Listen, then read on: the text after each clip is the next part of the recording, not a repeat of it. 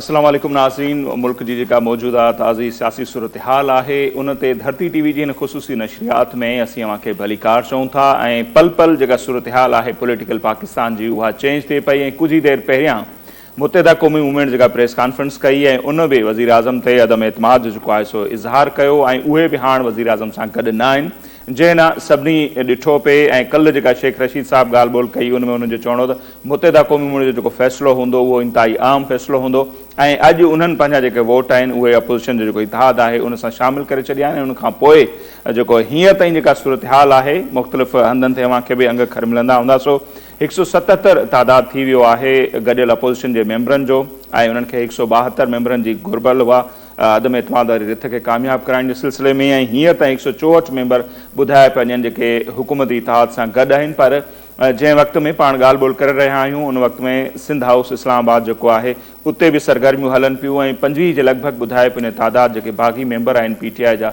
उहे उते मौजूदु आहिनि। 3 नवां मेंबर जेके आहिनि जंहिंमें आमिर लियाक़त साहब जेके आहिनि उहे बि उन इतिहाद उते शरीक आहिनि सिंध हाउस में, यानी 28 तादाद उहो बि थिए थो। उनखे जेकॾहिं शामिलु कयूं था 177 में त ही तादाद तमामु घणो थिए थो। सो ओवरऑल पाण उन ते अॼु हिन ख़ुसूसी नशरियात में हींअर ॻाल्हि ॿोल कंदासीं। सीनियर सहाफ़ी तर्ज़ निगार ऐं धरती TV जेके MD ज़हीर मीरानी साहब उन्हनि असांखे जॉइन कयो आहे। ज़हीर साहब खे भलीकार चऊं था ऐं फयाज़ नाइक साहब सीनियर सहाफ़ी तर्ज़ निगार ऐं एंकर पर्सन धरती TV उन्हनि बि असांखे इन ख़ुसूसी नशरियात में जॉइन कयो आहे। फयाज़ साहब अव्हांखे भलीकार चऊं था। ज़हीर साहब अव्हां खां जेकॾहिं ॻाल्हि ॿोल जी शुरूआत कजे त भुट्टे साहब जे दौर में हिकिड़ो इस्तिलाह मशहूरु थियो हो अमेरिकन्स तरफ़ां त पार्टी इज़ ओवर ऐं हींअर जेके ॻाल्हियूं थियनि पियूं गेम इज़ ओवर। सो अव्हांखे बि लॻे पियो त हींअर जेका अॼु ताईं त वाक़ई सूरत हाल ईअं लॻे पियो त game is over, game over थी चुकी आहे या अञा गेम ऑन आहे? बिल्कुलु साईं, जेको आहे जेका तव्हां सूरत हाल ॿुधाई हिते अददी जेका तव्हां हिते ॿुधाया न असांखे अंग खर उन मूजिबि जेको आहे प्रैक्टिकली हुकूमत जेको आहे उहा पंहिंजी अक्सरियत विञाए वेठी आहे PTI जी जेको आहे। ऐं उनखां पोइ जेके अॻु में इमरान ख़ान इलाही दावूं पियो कयूं त मूं वटि इलाही कार्ड आहिनि, मां शो कंदुसि ऐं आख़िरी घड़ियुनि में जेको आहे मां पंहिंजी जेको आहे सियासत ॾेखारींदुसि। पर मजमूई तौर ते हुन वटि अहिड़ो को पतो कोन हो जेको आहे। वधि में वधि इहा तब्दीली करे सघी त काफ़ली खे पाण सां मिलायो आख़िरी घड़ियुनि में ऐं परवेज़ इलाही खे पंजाब जो वॾो वज़ीर नामज़द कयो ऐं CM जेको आहे पंहिंजी हुनजी क़ुर्बानी बि ॾिनी हुते जेको आहे मुज़दार साहब जी। पर मजमूई तौर ते उहा शइ बि कमु न अची सघी। हिन वक़्तु जेका सूरत हाल बीठी आहे जीअं तव्हां बि बयानु कयो हिते त MQM जे खुलियल हिमायत खां पोइ जेको मुआदो थियो अपोज़िशन सां उनखां पोइ या जेके ॿिया अॻु में तादी छॾे विया आहिनि या जेतिरा जेको PTI जा मेंबर हिन सां गॾु आहिनि त बज़ाहिर इहा अचे थो फिगर जेका अचे थी उहा 175 या 177 या 178। पर जॾहिं वोटिंग जेकॾहिं थिए थी ऐं वज़ीर आज़म जेको आहे इस्तीफ़ा नथो ॾिए त उनखां पोइ जेको आहे इहो थी सघे थो त 200 ते बि फिगर वञी सघे। छो त इलाही मेंबर अहिड़ा आहिनि PTI जा जेके बज़ाहिर स्क्रीन ते न आहिनि पर उहे अपोज़िशन सां गॾु आहिनि कंहिं न कंहिं सूरत में। इहा हक़ीक़त आहे त जंहिं तरीक़ेकार सां या जंहिं महिनत सां जेका हुकूमत PTI जी ठाही वई हुई त इहो शुरूआती ॾींहंनि में न पियो लॻे त को हुकूमत ईअं अध में जेको आहे ख़तमु थी वेंदी। पर बुनियादी तौर ते जेके पॉलिसियूं हुयूं PTI जूं उन लिहाज़ खां त इमरान ख़ान उनजी जेका टीम हुई ऐं जेका हुनजी पार्टी हुई उहा साल ॾेढ अॻु में ई जेको आहे अवाम वटि पंहिंजो मैंडेट विञाए चुकी। छो त अवाम वटि उनजी जेका साख हुई या जेका कारकर्दगी हुई उहा ज़ीरो हुई। ऐं तव्हां पाण ॾिठो त पाकिस्तान में तारीख़ जी बदतरीन महांगाई जेका आहे थी आहे ऐं डॉलर इन सतह ते पहुची चुको आहे। मार्केट में क़ीमतूं जेके आहिनि कंहिंजे बि कंट्रोल में न आहिनि। 4-4 लख रुपए जे रातो राति गाॾियुनि जी क़ीमत वधी रही आहे, मोबाइलनि जे लखनि में वधी रही आहे, उनखां पोइ आम खाधे जी शयुनि जी जेको रातो राति क़ीमत वधी थी वञनि त हुकूमत बुनियादी तौर ते पंहिंजे रिट अॻु में ई जेको आहे ख़तमु करे चुकी हुई हर महाज़ ते जेको आहे। ऐं जेको परॾेही महाज़ हुयो उन में बि ईअं हो त इमरान ख़ान जी जेका का पॉलिसी कोन हुई ऐं उहो जज़्बाती जेको आहे तकीर नारनि ते हले पियो जेको आहे ऐं जेका पाकिस्तान जी पुराणी पॉलिसी हलंदी पई आई उनखे बि संभाल न सघियो जेको आहे। तंहिंजे करे जेके इंटरनल जेके फोर्सिस आहिनि उन्हनि हिन वक़्तु को रिएक्शन न ॾेखारियो।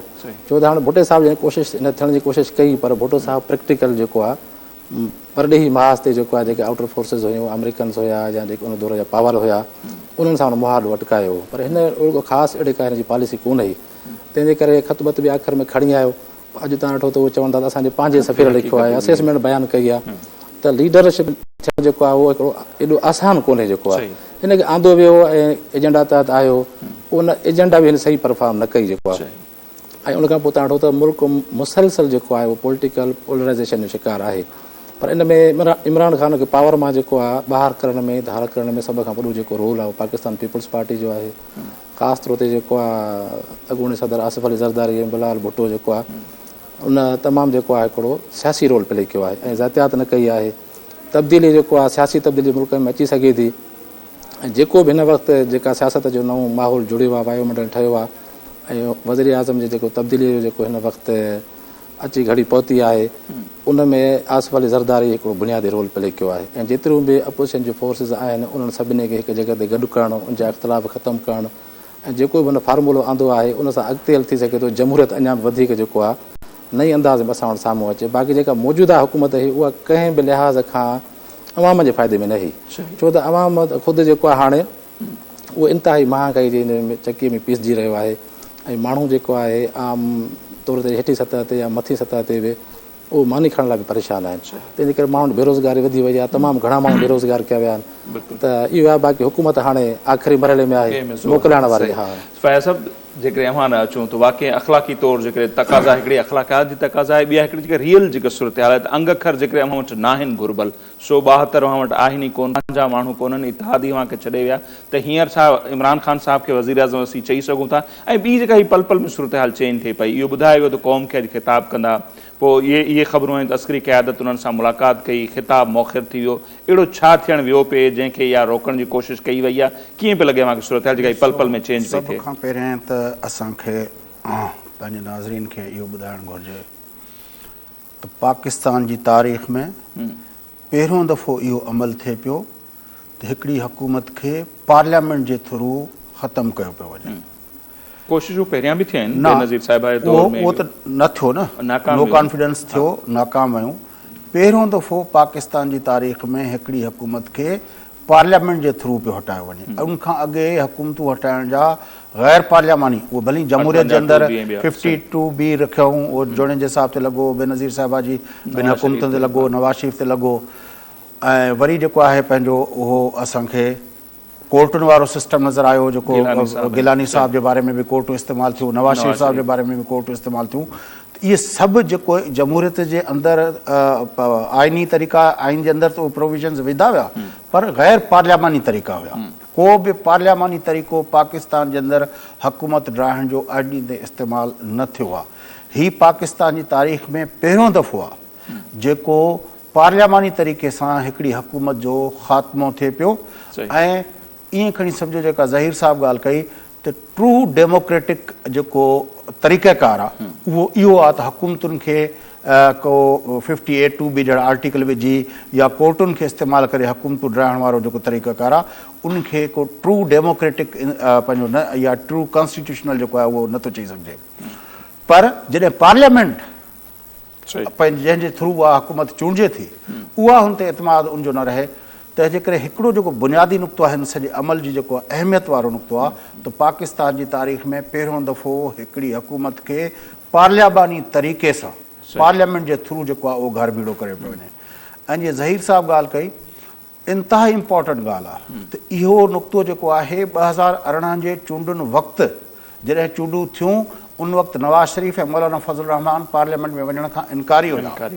उन वक़्तु आसिफ अली ज़रदारी साहिबु ऐं पाकिस्तान पीपल्स पार्टी ऐं उन सां गॾु गॾु पार्टी चेयरमैन बिलावल भुट्टो ज़रदारी साहिबु उन वक़्तु इहो फ़ैसिलो कयो त असां पार्लियामेंट में यकीन रखंदड़ पार्टी आहियूं, तंहिंजे लाइ असां पार्लियामेंट खां ॿाहिरि जे कंहिं बि हुन में न वेंदासीं। असां पार्लियामेंट जे जंग महाज़ ते वेंदासीं, पार्लियामेंट जे अंदरि वेंदासीं ऐं पार्लियामेंट जे अंदरि जेको आहे हिन सॼी जेका बि रांदि थी आहे उनखे शिकस्त ॾींदासीं।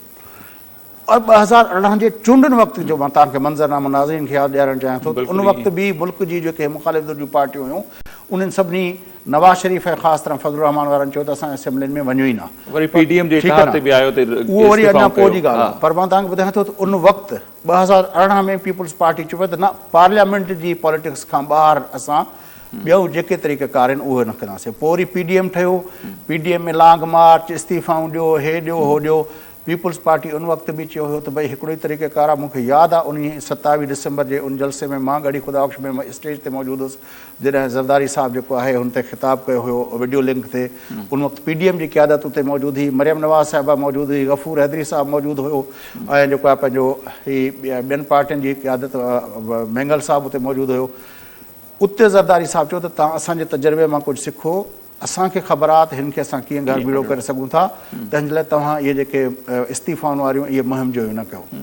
पर उन वक़्तु PDM खे सम्झ में न आयो। नतीजे तौरु इहो थियो त शोकाज़ नोटिस कढी जेको आहे पीपल्स पार्टी हुनखे करे छॾियऊं। उनखां पोइ इहो सॼो जेको दौरु थियो, आख़िर में उहो साॻियो तरीक़ेकार थियो, उहो पार्लियामानी तरीक़ो थियो ऐं हिन वक़्तु जेका सूरत हाल आहे उहा सूरत हाल हर माण्हू पाकिस्तान जे अंदरि चए थो त हिन वक़्तु पाकिस्तान जे इक़्तिदार तब्दील करण लाइ जेके गैर जमहूरी इदारनि जी जेका सरगर्मी हूंदी आहे हर दौर में, हर इक़्तिदार जे पुठियां, नवाज़ शरीफ़ जे इक़्तिदार खां वठी गिलानी जे इक़्तिदार खां वठी जेको इक़्तिदार पाकिस्तान में वियो आहे, बेनज़ीर साहिब जा 2 दफ़ा इक़्तिदार हटाया विया जेके 58(2)B या नवाज़ शरीफ़ जो, पर ही वाहिद आहे मूवा जेका पार्लियामेंट जे प्लेटफॉर्म ते वेठी पई वञे ऐं हर को चए थो त हिन जे पोयां को बि पाकिस्तान जो गैर जमहूरी जेको ताक़त आहिनि उहे हिन जे मामले में उहो सभु न्यूट्रल आहिनि। वधि में वधि हर को इहो पियो चए त न्यूट्रल आहिनि। तंहिंजे लाइ ॿी हिन सॼे अमल जी जेका अहम ॻाल्हि आहे नाज़रीन खे ज़रूरु ॿुधाइणु ज़रूरी आहे त ही पहिरियों दफ़ो पाकिस्तान जे अंदरि कंहिं हुकूमत जे ख़िलाफ़ु को अहिड़ो अमल थियणु पियो वञे जंहिंमें असां जूं गैर जमहूरी ताक़तूं जेके आहिनि जिन ते हमेशह असांजा सियासतदान इल्ज़ाम हणंदा रहिया आहिनि, जेके क़ैद ताईं सही बि हूंदा आहिनि, त हू जेको आहे सॼी जेको आहे गेम खे ठाहिण ऐं ड्राइण जो हिसो थियनि था पिया। हिन भेरे लख आफ़रीन आहे उन्हनि खे बि ऐं लख आफ़रीन आहे हिन हिकमत अमली ठाहिण वारे माण्हुनि खे बि जो अॼु उहे न्यूट्रल थी वेही रहिया आहिनि ऐं चवनि था बाबा तव्हां उहो कयो। ऐं उन्हनि जी न्यूट्रलिटी जो ई नतीजो आहे जो ज़ुबैदा जलाल बाप BAP सां न वई, उनजी न्यूट्रलिटी जो नतीजो आहे। चौधरीनि पंहिंजो फ़ैसिलो करे छॾियो ऐं उन मां तारिक बशीर चीमा जेको आहे पंहिंजो फ़ैसिलो करे छॾियो। इहो न्यूट्रलिटी जो ई मिसाल आहे। तंहिंजे करे न्यूट्रल हुजणु जेको आहे इहो ख़ुदि असांजे जमहूरी सिस्टम लाइ, जीअं ज़हीर साहिबु ॿुधायो त हिकिड़ी ॿी ख़ुशि आईंद ॻाल्हि आहे, हिकिड़ी नवीद आहे असांजे सियासत जे लाइ त असांजे मुल्क जे अंदरि हिकिड़ो अहिड़ो लम्हो बि आयो आहे जिते हुकूमत जे डराइण जहिड़े एॾे वॾे अमल में असांजे मुल्क जा जेके ॿिया इदारा आहिनि, जेके ताक़तवर इदारा आहिनि, जिन खे जेको आहे गैर जमहूरी इदारा चयो वञे थो, जिन खे रियासती इदारा चयो थो वञे, उहे न्यूट्रल आहिनि। ॿी असांजे लाइ ख़ुशख़बरी जी ॻाल्हि इहा आहे। टी जेका आहे सॼे अमल जी ॻाल्हि इहा आहे, उहा इहा आहे त ख़ुदि जेका हिकिड़ो अहसासु थियो आहे त आमिर खाकवानी साहब लाइन थे मौजूद हैं, सीनियर सहाफ़ी तलज़ निगार। आमिर खाकवानी साहब बहुत शुक्रिया, आपने हमें टाइम दिया। बात करें मुल्क की सूरत हाल के हवाले से, पल पल में सूरत हाल चेंज हो रही है, किस तरह देख रहे हैं? शेख रशीद साहब आज शाम भी बोल रहे थे कि आखिरी बाल तक मुकाबला करेंगे खान साहब, तो आपको लगता है कि वो आखिरी बाल भी बची है या ओवर कंप्लीट हो गए हैं और मैच जो है वो हार चुके हैं खान साहब? तो अभी खत्म नहीं हुआ, जाहिर है, यानी वो आखिरी गेंद बाजू का लगता है कि आखिरी ओवर में 25-30 रन बनाने होते हैं, 35 भी बनाने होते हैं बाजू का, यानी बज़ाहिर यानी नामुमकिन होता है लेकिन टेक्निकली वो मुमकिन होता है। आपको याद होगा पाकिस्तान एक मैच हारा था जिसमें शहीद अजमल ने माइकल हसी से छक्के खाए थे, 3-4 छक्के और 25-30 रन बन गए थे और पाकिस्तान वो जीता और मैच हार गया था। तो ये ऑप्शन तो भर रहती है। मतलब मिसाल के तौर पे फॉर एग्जाम्पल बात कर रहा हूँ, अगर 8-10 लोग पीएस पार्टी या नून लीग के मुनरिफ हो जाए तो वो अक्सरियत तो बहुत ही क्लोज है ना, अभी तक फाइट बहुत क्लोज है, लेकिन बज़ाहिर तो मतलब मामला खत्म हो चुका है और एमकेएम के वहां जाने के बाद अक्सरियत तो उनकी खत्म हो गई है, ऑफिशियली तो खत्म हो गई है। और ऑफिशियली अगर मुतालबा करते हैं कि इस्तेमाल को वोट लेने का तो ऐसा बेवजन नहीं है, क्योंकि बाप के 5 थे, 5 में से चलो ज़ुबैदा जलाल नहीं शामिल हुई थी, 4 अरकान बाप के और 7 एमकेएम के, 11 अरकान का मतलब है कि जो उनकी 10 अरकान की अक्सरियत थी, एक की डेथ हो गई है वो कुरम वाले इनके एमएनए की, तो सिलेक्शन भी होना है, तो 9 अरकान असेंबली की अक्सरियत थी, उनमें से 11 सीधे निकल गए। फिर शादीन बुगटी अलग भी एक सीट वो भी शामिल है, तो यानी इस लिहाज से अक्सरियत तो इमरान खान की खत्म हो चुकी है ऑफिशियली। मुनरिफ लोग जो शामिल हैं वो अलग है, वो तो वोट डालने आते हैं नहीं आते नेवर नो। या इसके अलावा तारिक बशीर चीमा साहब जो ऐलान कर रहे हैं, क्योंकि तारिक बशीर चीमा साहब को मुनरिफ तो हम नहीं करा सकते ना, यानी पीटीआई तो नहीं करा सकते, इमरान खान चाहे भी तो वो तो काफ लीग अगर चाहे तभी होगा ना, नहीं तो वो मुमकिन है काफ लीग उनको इमरान खान के खिलाफ वोट डालने भी दे और तब भी उनको डी सीट ना करे, تو یعنی اس لحاظ سے بظاہر تو اپوزیشن کی میجارٹی کلیئر ہو. اچھا خاکوانی صاحب، کیا خبریں تھیں کہ جو آج وزیر اعظم نے قوم سے خطاب کرنا تھا وہ مؤخر ہو گیا، اس کے پیچھے کیا کہانیاں چل رہی ہیں، کوئی ہے معلومات؟ یہی جا رہا ہے کہ وہ ان کو یہ کہا گیا، ان کو میسج دے گا کہ آفیشیل سیکرٹ ایکٹ کی خلاف ورزی ہوگی اگر وہ اپنی خطاب میں کچھ چیزیں شیئر کریں خط سے متعلق، خط کے مندرجات سے متعلق اگر چیزیں شیئر کرتے ہیں تو یہ آفیشیل سیکرٹ ایکٹ کی خلاف ورزی ہوگی اور ان کے خلاف کیس ہو سکتا ہے، اور وہ ظاہر ہے کافی سنگین کیس بن جاتا ہے.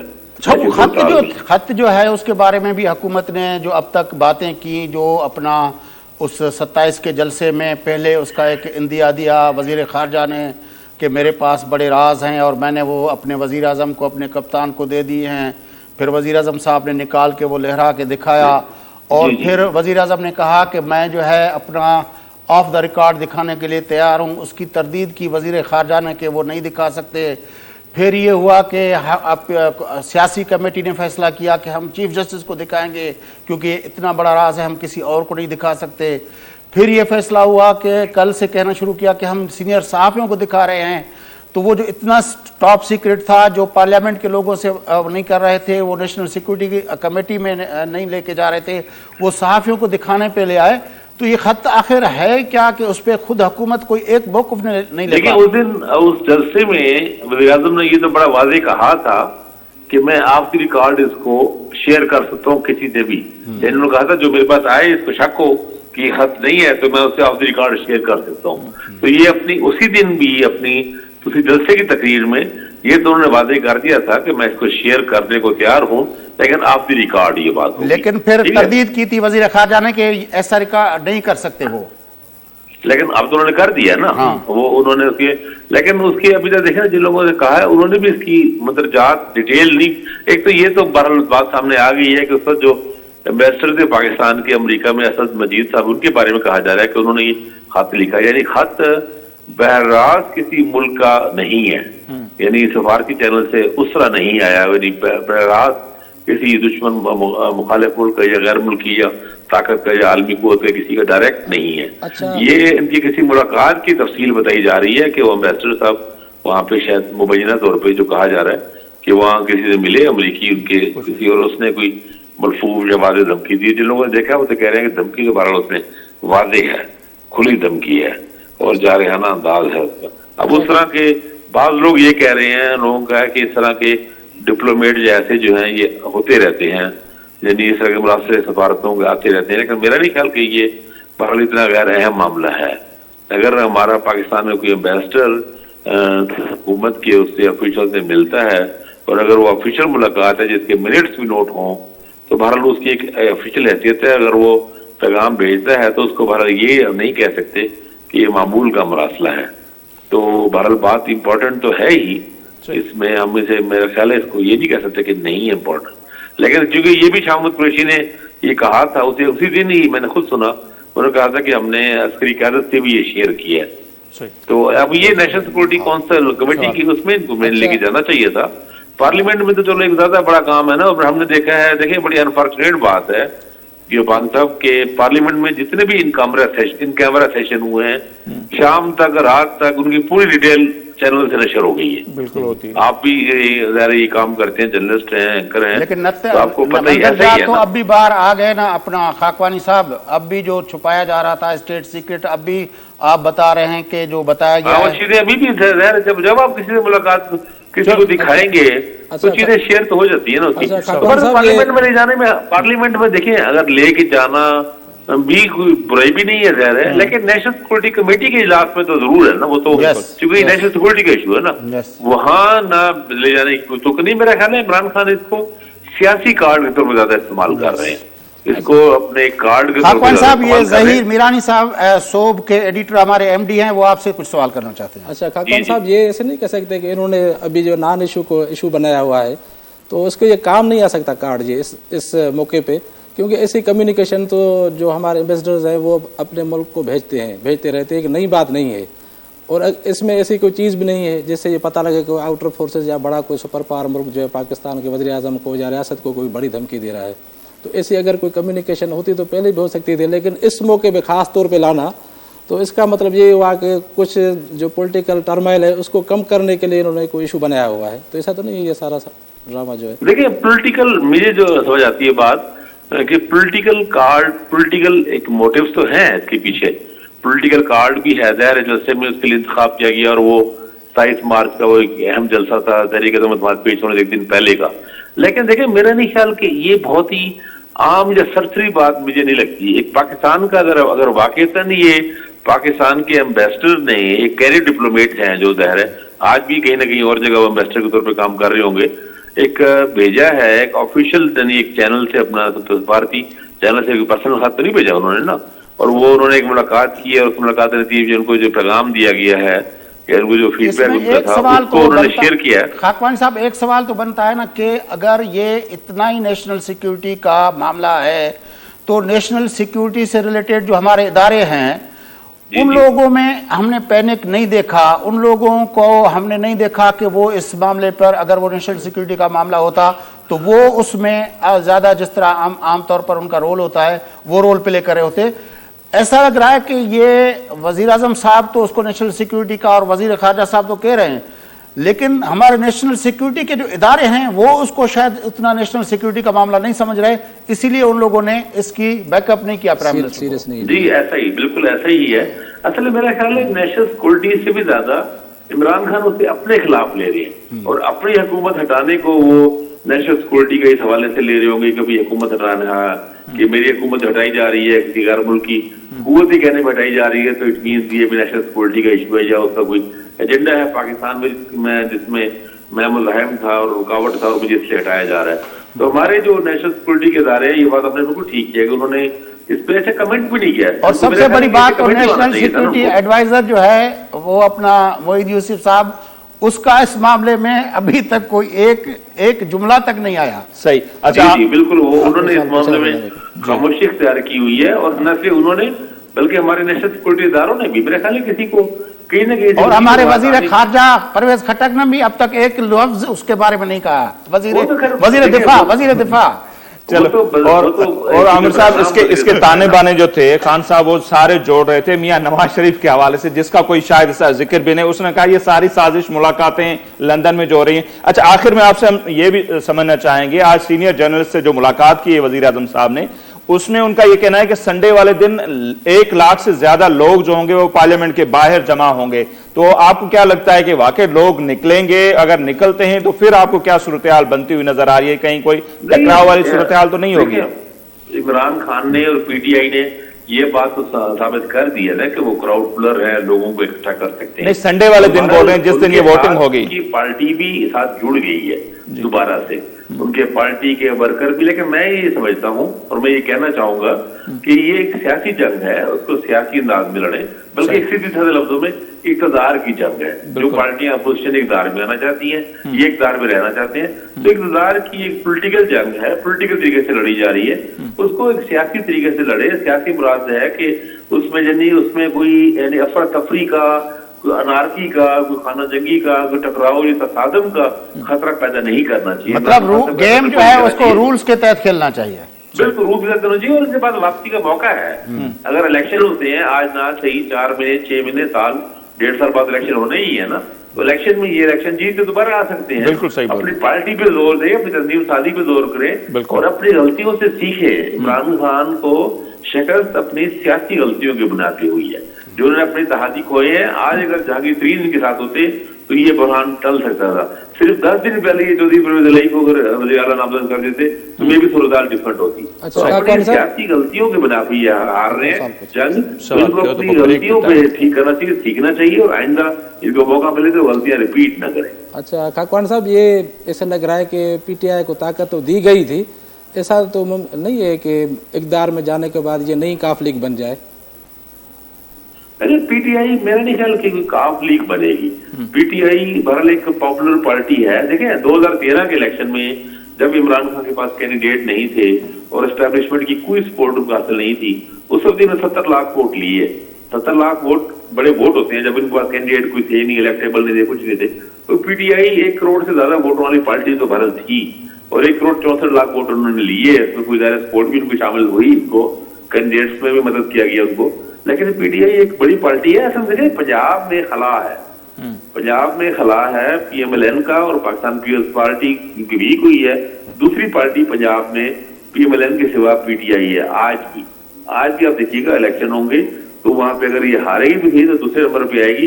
और बेशतर हलकों में मैं आपको बता रहा हूँ 70-80,000 वोट लेंगी। अगर 90,000 वोट लेंगे, लेकिन जो 20-25 लोग, पीटीआई भी लेगी। 25-26 लोग जो इस वक्त सिंध हाउस में बैठे हुए हैं, उसमें से बड़ी तादाद पंजाब के लोगों की है। जी ऐसा ही है, ऐसा ही है। और उसमें बदकिस्मती से न सिर्फ पंजाब की बल्कि मैं तो मुझे बड़ी शर्मिंदगी हो रही है, लेकिन हकीकत है कि उसमें भी ज्यादा लोग जनूबी पंजाब के हैं। बहुत शुक्रिया।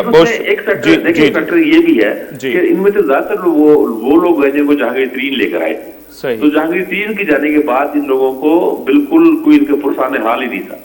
और ये उस्मान बुज़दार साहब ने इनको बिल्कुल निगलेक्ट किया, इनको इग्नोर किया। और इमरान खान साहब ने इनसे 2-2 साल तक मुलाकात की चीज नहीं। बिल्कुल, बड़ी मेहरबानी खाकवानी साहब, ठीक नहीं चाहिए ना। खाकवानी साहब बड़ी मेहरबानी आपने बहुत शुक्रिया खाकवानी साहब। उहा ॻाल्हि त पंहिंजी ग़लतियुनि जे करे ई उन्हनि खे शिकस्त। ब्रेक जो टाइम थिए पियो, पाण ब्रेक वठूं था। नज़र हिते मुख़्तसर ब्रेक वठंदासीं, वापसि ईंदासीं ऐं हीअ जेका समूरी सूरत हाल आहे मुख़्तलिफ़ तर्जुमेकारनि सां बि ॻाल्हि ॿोल्हि थींदी, पैनलिस्ट जेके मौजूदु आहिनि असांजे स्टूडियो में उन्हनि सां बि ॻाल्हि ॿोल्हि थींदी, पर ब्रेक खां पोइ।